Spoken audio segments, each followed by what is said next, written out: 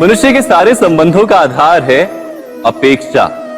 पति कैसा हो जो मेरा जीवन सुख और सुविधा से भर दे।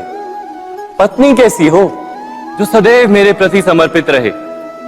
संतान कैसी हो जो मेरी सेवा करे, मेरा आदेश माने।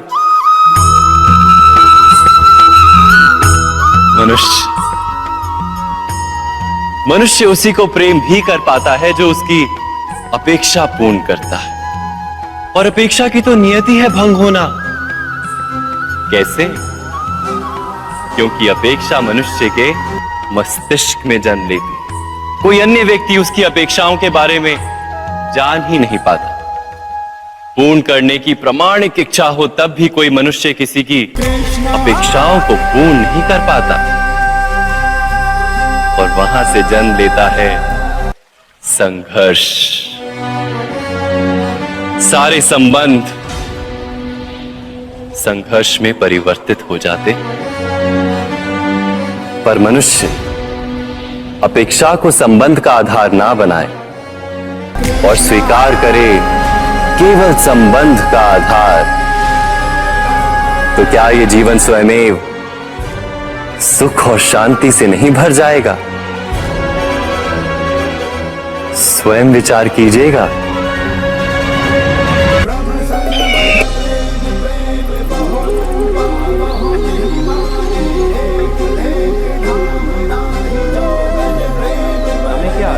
मनुष्य को एक प्रश्न सदा पीड़ा देता है कि वो अपने संबंधों में अधिकतम सुख और कम से कम दुख किस प्रकार प्राप्त कर सकता है। क्या आपके सारे संबंधों ने आपको संपूर्ण संतोष दिया है? विचार कीजिए। हमारा जीवन संबंधों पर आधारित है, हमारी सुरक्षा संबंधों पर आधारित है। इसी कारण हमारे जीवन के सारे सुखों का आधार भी संबंध है। किंतु फिर भी हमें संबंधों में ही अधिकतर दुख क्यों प्राप्त होते हैं? सदा ही संघर्ष भी संबंधों से ही उत्पन्न क्यों हो जाते हैं? कभी विचार किया है? जब कोई व्यक्ति किसी अन्य व्यक्ति के विचार अथवा कार्य को स्वीकार नहीं करता, उसमें परिवर्तन करने का प्रयत्न करता है, तो संघर्ष जन्म लेता है। अर्थात जितना अधिक अस्वीकार उतना ही अधिक संघर्ष, और जितना अधिक स्वीकार उतना ही अधिक सुख। क्या ये वास्तविकता नहीं? यदि मनुष्य स्वयं अपनी अपेक्षाओं पर अंकुश रखे, अपने विचारों को परखे, किसी अन्य व्यक्ति में परिवर्तन करने का प्रयत्न ना कर स्वयं अपने भीतर परिवर्तन करने का प्रयास करे, तो क्या संबंधों में संतोष प्राप्त करना इतना कठिन? अर्थात क्या स्वीकार ही संबंध का वास्तविक अर्थ नहीं? स्वयं विचार कीजिए।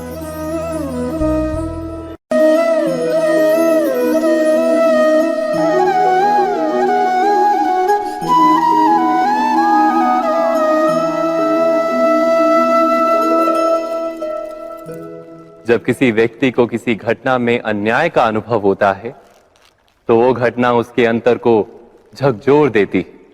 समस्त जगत उसे अपना शत्रु प्रतीत होता है। अन्याय लगने वाली घटना जितनी बड़ी होती है, मनुष्य का हृदय भी उतना ही अधिक विरोध करता है।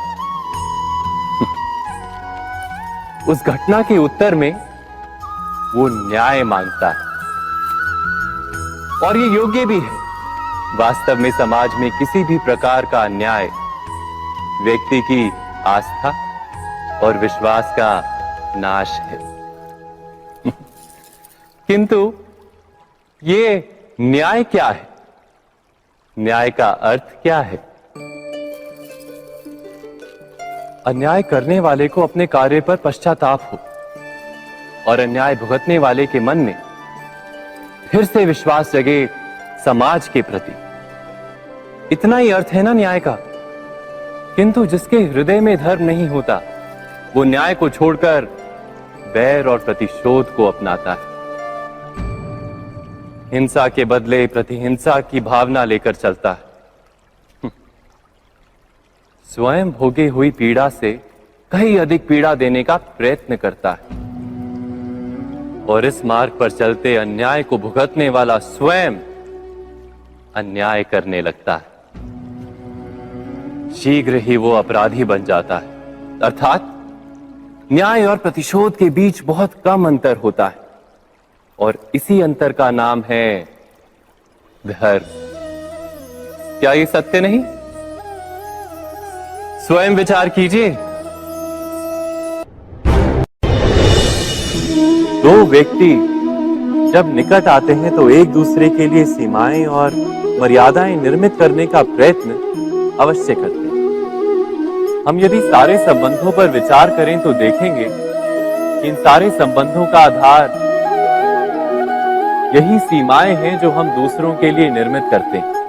और यदि अनजाने में भी कोई अन्य व्यक्ति इन सीमाओं को तोड़ता है तो उसी क्षण हमारा हृदय क्रोध से भर जाता है।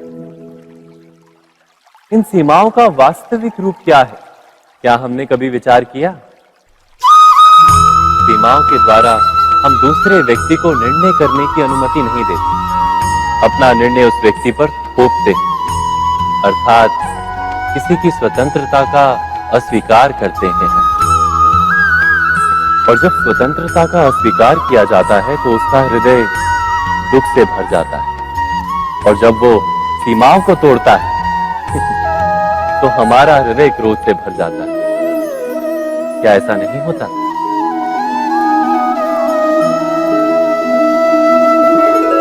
पर यदि एक दूसरे की स्वतंत्रता का सम्मान किया जाए तो किसी मर्यादाओं या सीमाओं की आवश्यकता ही नहीं होती। अर्थात जिस प्रकार स्वीकार किसी संबंध का देह है, क्या वैसे ही स्वतंत्रता किसी संबंध की आत्मा नहीं? स्वयं विचार कीजिए।